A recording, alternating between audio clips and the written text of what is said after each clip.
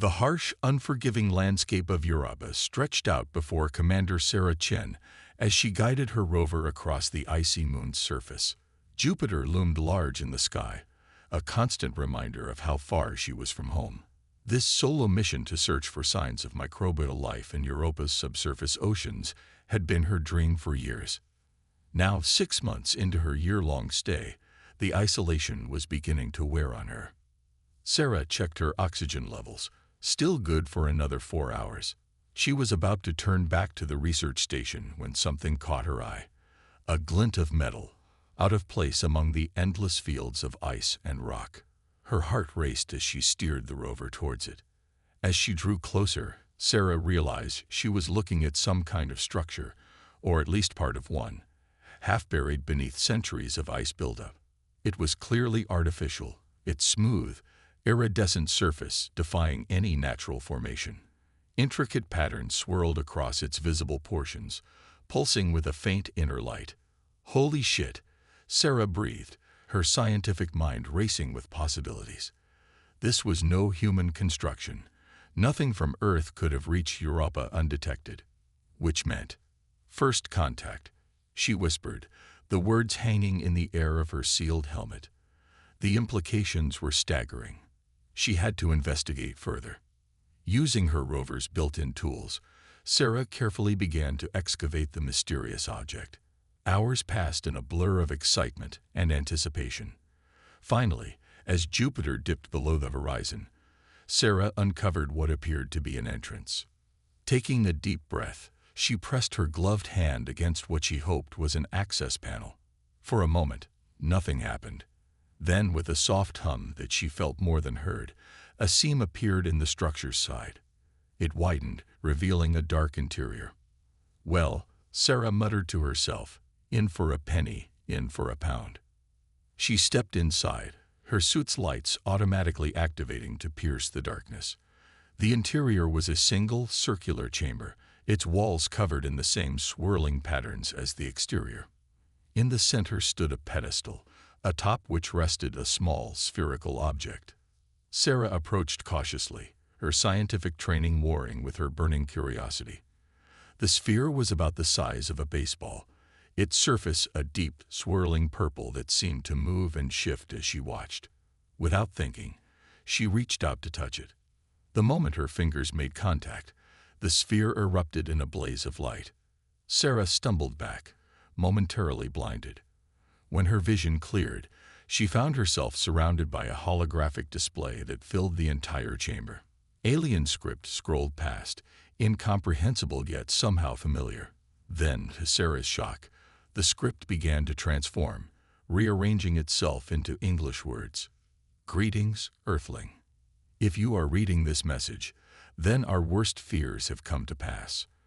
I am Princess Zora of the Galactic Confederation, and I am in grave danger. Sarah's mind reeled. A princess. A galactic confederation. What had she stumbled into? The message continued. Our civilization spans galaxies, but we are under attack by a force known as the Void Devourers. They consume entire worlds, erasing all life and knowledge in their path. I have been captured and am being held on our capital world, Nexus Prime. The fate of countless species hangs in the balance. As the gravity of the situation sank in, Sarah felt a mix of excitement and terror. She had dreamed of discovering alien life, but never imagined it would come with such high stakes. The hologram flickered, showing an image of a breathtakingly beautiful alien being, humanoid, but with iridescent skin and eyes that seemed to contain entire galaxies. Princess Zyra. Whoever you are, the message concluded, I implore you to help. The sphere you hold is a quantum beacon. It can guide you to Nexus Prime. But be warned, the journey will be perilous, and the Void Devourers have agents everywhere. Trust no one. The fate of the universe may rest in your hands. The hologram faded, leaving Sarah alone in the dim chamber. She looked down at the sphere in her hand, then back at the entrance where her rover waited. In that moment, she realized her life would never be the same. The hum of the starship's engines reverberated through the metallic halls as Dr. Silara Guthrie, made her way towards the medical bay. The Star Treader, a colossal vessel designed for diplomatic missions, had been her home for the past several months. As the personal physician to Princess Sylvanie, Dr. Guthrie had grown accustomed to the long journeys, but she rarely enjoyed them. Tonight was supposed to be different. They were nearing the final hyperlane of their mission, and she had hoped to get some rest before their arrival on their homeworld. That hope, however, had been shattered by a sudden call from the princess herself. Princess Sylvanie had mentioned only that there was a situation, but not what it was. Dr. Guthrie, ever professional, had prepared for an emergency, perhaps an illness. Though rare among the star-faring Veneri, the species had learned to be cautious when traveling to less hospitable worlds. The HFY system, which they had just left, was particularly unsuitable for extended stays by their kind. Still, nothing in the princess's message indicated a medical emergency. The medical bay was eerily quiet when she arrived. Expecting to see attendants and guards, she found only emptiness. The usual mobile bed was missing too. For a moment, she wondered if this was part of the mystery. Then a voice called out, breaking the silence. "Doctor," a young attendant said as she stepped forward, her face tight with concern. "We've encountered something unusual." Before Dr. Guthrie could ask for details, 3 royal guards appeared, pushing the missing mobile bed down the hall. She froze when she saw what was on it. It was a figure, humanoid in shape but much smaller than the Veneri, maybe 2/3 their height. The creature's skin was pale and smooth, lacking the armored, rough texture of the Veneri. It wore strange clothing, a simple white shirt, and long blue trousers, and it was unconscious. "Where did you find it?" Dr. Guthrie asked, her voice barely containing her shock. "We picked up a distress signal," the attendant explained. "It was unlike anything we've seen before. Her Highness ordered us to investigate, and we found this being in a small escape pod, already unconscious. We brought it aboard and ran a basic sterilization protocol. Her Highness insisted on making sure it was alive before we proceeded with first contact." A rush of excitement ran through Dr. Guthrie. This could be a new alien species, one that no one in the Alliance had ever encountered before. Diplomacy with new races had been rare for centuries. The princess had always been forward-thinking, and if this being represented a new civilization, it could mean a major breakthrough for their people. "Very well," she said, her voice steady now. "Leave it to me." The guards and attendants stepped out, leaving her alone with the alien. The doctor's mind raced with possibilities. The creature's physiology appeared fragile, almost frail compared to the Veneri. It had an endoskeleton, unlike their kind, which was more reliant on outer protective layers. Its chest rose and fell slowly, likely a breathing motion, confirming that it was indeed alive. She approached the bed cautiously and began a scan, collecting samples and analyzing the being's cellular structure. The creature appeared to be carbon-based and contained a high percentage of water in its cells. Perhaps it came from a world rich in oceans, where an aquatic environment shaped its biology. As she worked, the being's body twitched. Slowly, its eyes opened. The alien jerked upright suddenly, as if startled, but then winced and grabbed its head, clearly disoriented. Dr. Guthrie took a step back, holding her hands out to show she meant no harm. "It's okay," she said in a calming tone. "You're safe." The alien blinked, its eyes scanning the room, but it did not respond. Dr. Guthrie could see the fear in its expression, yet there was something else there too: curiosity. She reached for a communication device to alert the bridge. Princess Sylvanie would want to be here for this. Princess Sylvanie entered the medical bay with her usual grace, her presence commanding yet serene. The princess was known for her calm composure, even in the face of the unknown. As her eyes fell on the alien, she stopped for a moment, her gaze softening with intrigue. Dr. Guthrie stood by, ready to assist but curious to see how this first meeting would unfold. "Is it awake?" the princess asked, her voice quiet but steady. "Yes, Your Highness," Dr. Guthrie replied. "It seems disoriented but stable. The alien's eyes followed the princess as she approached. It seemed to recognize her as a figure of authority, though it made no movement to resist.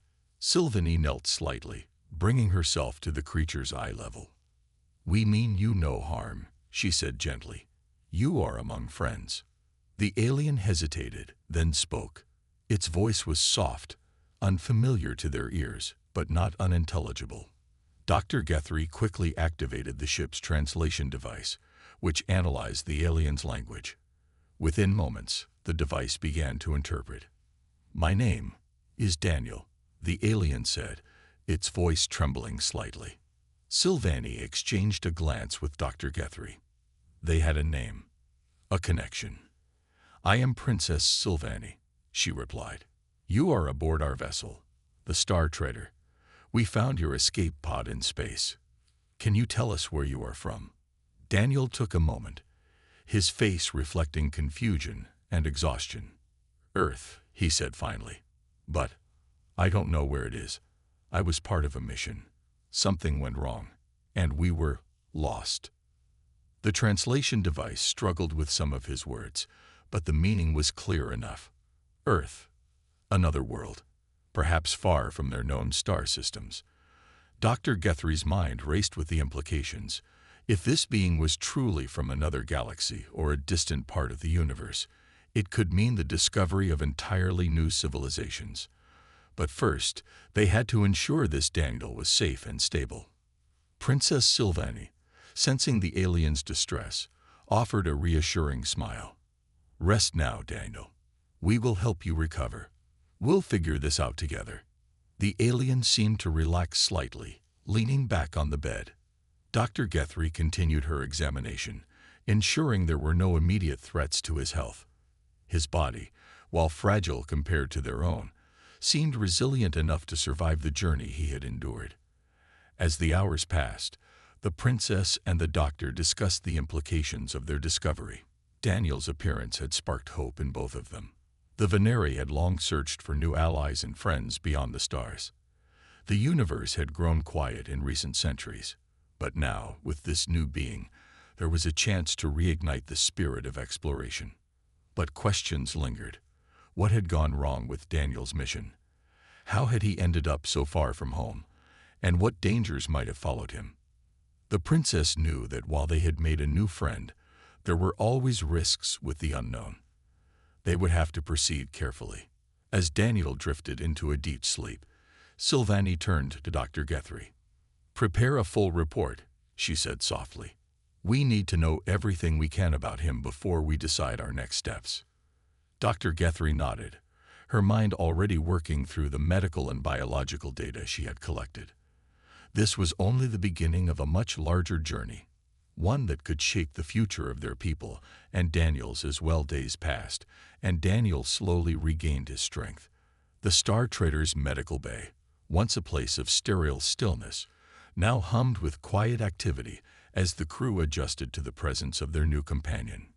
Princess Sylvanie and Dr. Guthrie spent hours by Daniel's side, patiently gathering fragments of his story while tending to his recovery. Though still physically weak, Daniel's mind was sharp, his memory slowly unraveling the mystery of his arrival in their corner of the galaxy. On this day, as the ship drifted through the vast emptiness of space, Princess Sylvanie and Dr. Guthrie returned to the medical bay. Daniel, now sitting up in his bed, greeted them with a nod. His face was paler than it had been, but his eyes were more focused.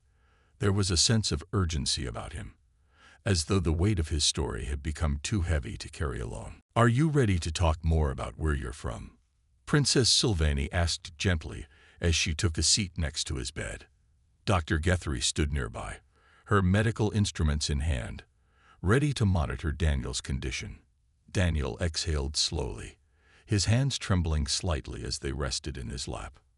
"I think so," he said. His voice, while calm, carried a deep sorrow. "It's complicated, but I'll do my best to explain."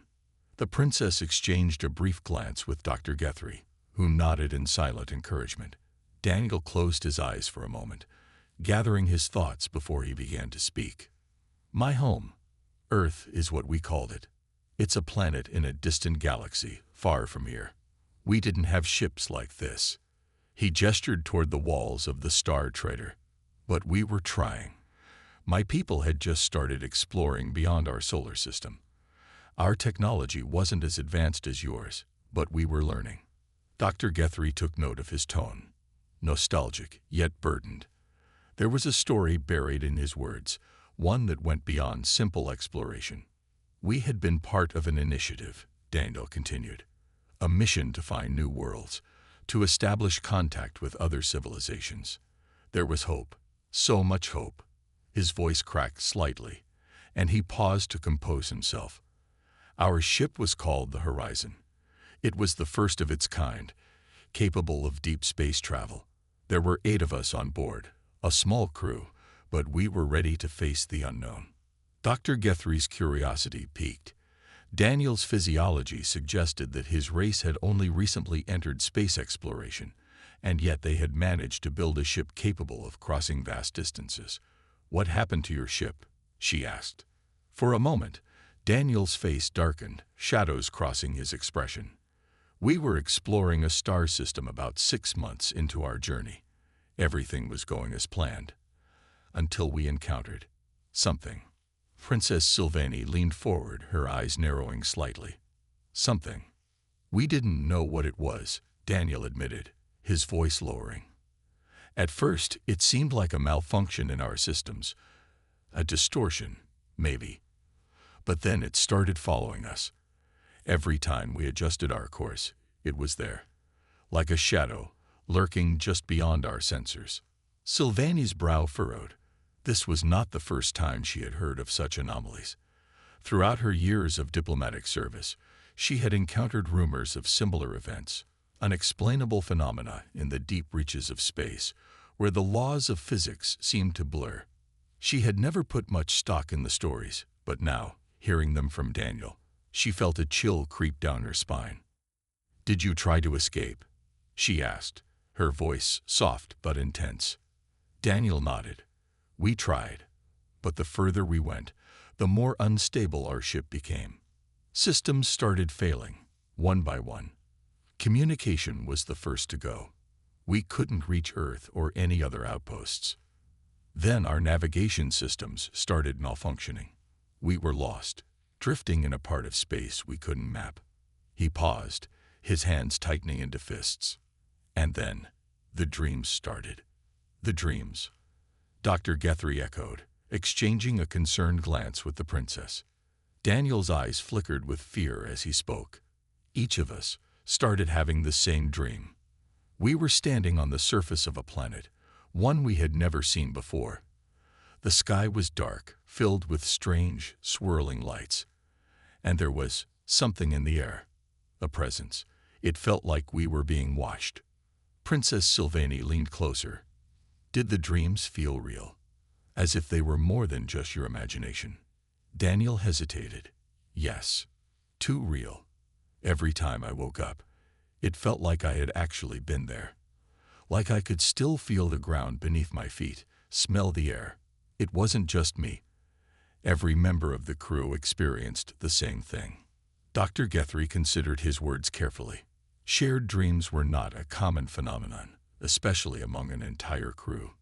This suggested something far more complex, perhaps an external influence. The Veneri had encountered psychic disturbances in the past, though they were rare and often localized. Could this be something similar? "We didn't understand what was happening," Daniel continued. "But the dreams got worse. We started losing track of time. One moment we'd be running diagnostics, and the next, hours would have passed. It was as if we were slipping in and out of reality." The room fell into a heavy silence as the gravity of Daniel's words settled over them. Princess Sylvanie studied him closely, her mind racing with possibilities. If what he was describing was true, then the Horizon had stumbled upon something far more dangerous than a simple anomaly. "What happened to your crew?" Sylvanie asked quietly.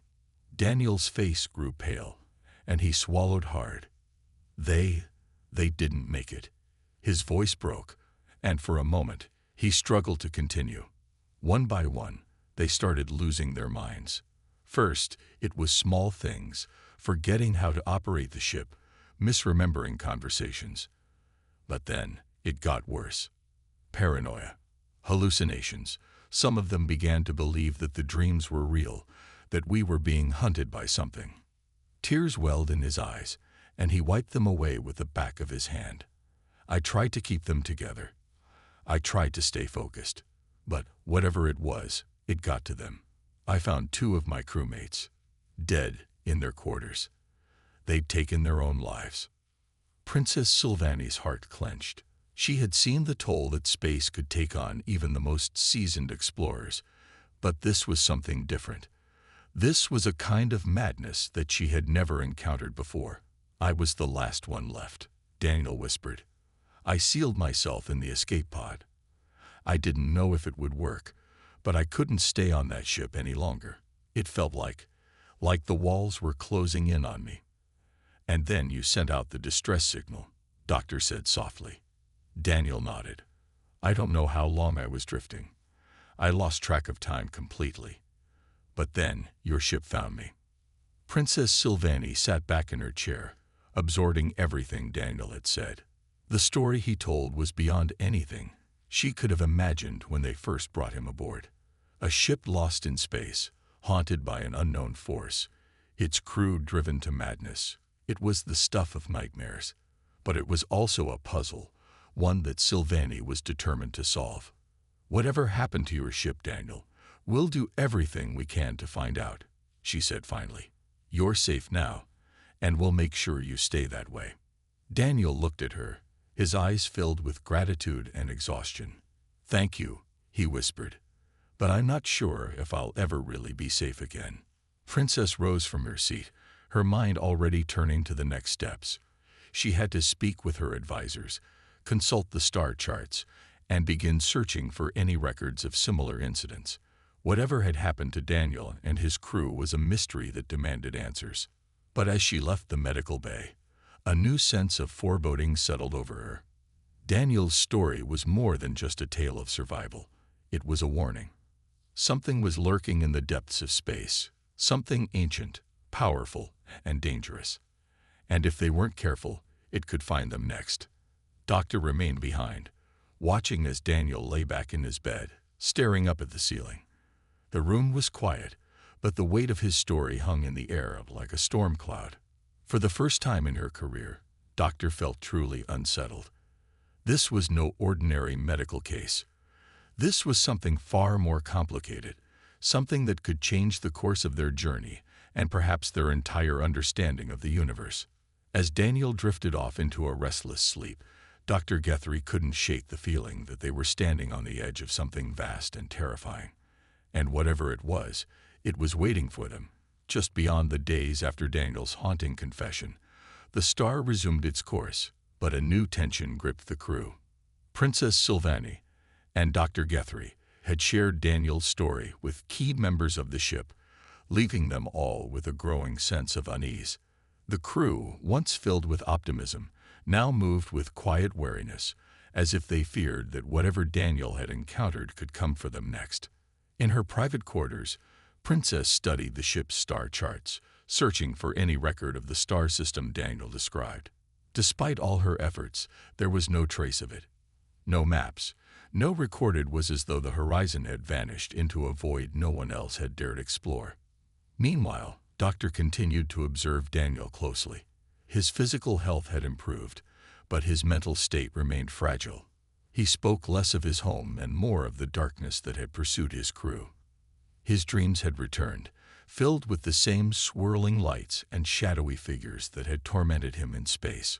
Worse, he now believed the presence was still with him, hiding in the silence of the ship. Late one night, Dr. Guthrie found herself staring at Daniel's latest scans. Everything seemed normal, yet something about him unsettled her. Could the ship's systems have missed something? An unknown influence still lingering in Daniel's mind. Before she could delve deeper, the Star Treader's alarms blared. A distress signal. Princess Sylvani rushed to the command deck, her heart pounding. The signal was faint but unmistakable, coming from a region of space dangerously close to the last known location of Daniel's ill-fated ship, the Horizon. "What are your orders, Your Highness?" one of the officers asked, tension evident in their voice. Silvani hesitated, her thoughts spinning. Could this be another trap, or an opportunity to uncover the truth behind the mystery that haunted Daniel and the Horizon? "Set a course," she finally commanded, her voice steady despite the fear gnawing at her. "We're going to find out what's out there." As the Star Trader shifted its course toward the unknown, a sense of dread settled over the ship. Daniel, lying in his bed, opened his eyes. He didn't need to ask where they were headed. Somehow he knew. They were going back to the darkness. And this time, there might be no escape. The Star Trader moved swiftly toward the source of the distress signal, cutting through the dark expanse of space like a silent predator. Inside the ship, the crew prepared for what lay ahead. There was an unspoken tension in the air. Every member of the crew knew that they were heading into the unknown, and the ominous weight of Daniel's story only made the atmosphere heavier. Princess Silvani stood at the bridge, her eyes fixed on the starfield ahead. She could feel the unease in her bones, but as the leader of this expedition, she couldn't afford to show fear. Beside her, Dr. Guthrie was reviewing the latest medical data from Daniel. His physical health continued to improve, but his mental state was still a concern. He had grown quieter, more withdrawn, as if something inside him sensed they were approaching the source of his nightmares. "The signal's getting stronger," one of the officers reported, breaking the silence. Silvani nodded. "How close are we?" "Less than an hour away." Dr. Guthrie leaned in, her voice low. "We should prepare for anything, Your Highness. If this is connected to Daniel's ship, we might be walking into a trap." Silvani didn't respond immediately. Her eyes scanned the empty void ahead, searching for answers. "I know," she finally said, her voice tinged with uncertainty. "But we need to understand what happened to the Horizon, and we can't ignore this distress call. Whatever's out there, we need to be ready." As the ship drew closer to the source of the signal, the crew's anxiety heightened. Daniel remained in his quarters, unable to sleep. His dreams had grown more vivid, more terrifying. In every vision, he saw the same swirling lights, felt the same oppressive force pressing down on him. He knew what awaited them, something dark, something beyond their understanding. Suddenly, the Star Trader dropped out of faster-than-light travel. The bridge crew gasped in unison as the view outside the ship changed. In the distance, barely visible against the blackness of space, was a massive object, a derelict vessel, drifting silently through the void. Its hull was dark, twisted, and broken, as though it had been torn apart by forces no one could comprehend. "That's it," Daniel whispered from the doorway of the bridge, his voice barely audible. "That's the Horizon." Princess Silvani turned, startled by his presence. His face was pale, his eyes wide with fear. He looked as if he had seen a ghost. "Are you sure?" she asked, her heart pounding in her chest. Daniel nodded. "I'd recognize it anywhere. That's the ship." The room fell silent as the crew stared at the wreckage on the screen. It was a grim sight, a haunting reminder of the dangers that lurked in deep space. Silvani took a deep breath. "Prepare a team. We're going to board." Dr. Guthrie stepped forward, concern etched across her face. "Your Highness, are you sure that's wise? We don't know what happened to Daniel's crew, and if the same force that affected them is still active." "I know the risks, Guthrie," Silvani interrupted, her voice steady but resolute. "But we can't turn back now. We need answers, and the only way to get them is to see what happened aboard the Horizon." Within minutes, a boarding team was assembled. Silvani, Dr. Guthrie, and Daniel were among them, along with a handful of elite guards. They suited up, their movements slow and deliberate, each person fully aware of the gravity of what they were about to face. As they boarded the shuttle that would take them to the wreckage, Daniel couldn't shake the overwhelming feeling of dread. Every fiber of his being screamed for him to run, to leave the Horizon behind and never look back. But he also knew that there was no escaping the truth. Whatever had happened to his crew, whatever dark force had taken them, he would have to face it again. The shuttle docked with the Horizon's airlock, and the boarding team stepped into the cold, silent ship. The atmosphere inside was oppressive, thick with a sense of foreboding. The lights flickered weakly, casting eerie shadows across the ruined corridors. The walls were scorched, and the air smelled of burnt metal and decay. Sylvanie led the way, her heart racing. "Stay close," she ordered, her voice steady despite the fear gnawing at her. "We need to find the bridge. Maybe there's a log, something that can tell us what happened." As they moved deeper into the ship, Daniel's breathing grew more erratic. Every corner, every shadow seemed to hide something sinister. The memories of his time on the Horizon came flooding back, more vivid than ever. He could almost hear the voices of his lost crewmates echoing through the halls, their final moments replaying in his mind. They reached the bridge, and it was just as Daniel had feared, destroyed, gutted by some unimaginable force. Consoles were ripped apart, screens shattered. There were no signs of life, only the eerie, haunting silence. Dr. Guthrie moved quickly to access the remaining systems, her fingers flying over the controls. "I'll see if I can recover any data," she said, her voice tight with concentration. Daniel stood at the edge of the room, staring out into the emptiness beyond the ship. Something was wrong, terribly wrong. He could feel it, a presence lurking just beyond the edges of his consciousness. Suddenly, the lights flickered, and a low hum filled the air. Sylvanie tensed, her hand instinctively reaching for her weapon. "What is that?" Dr. Guthrie frowned, her fingers still working on the console. "I don't know. There's something in the ship's core. It's like a signal, but it's not coming from our systems." Daniel's eyes widened in terror. "It's here," he whispered, his voice trembling. "It's still here." Before anyone could react, a wave of energy surged through the ship, knocking the team to the ground.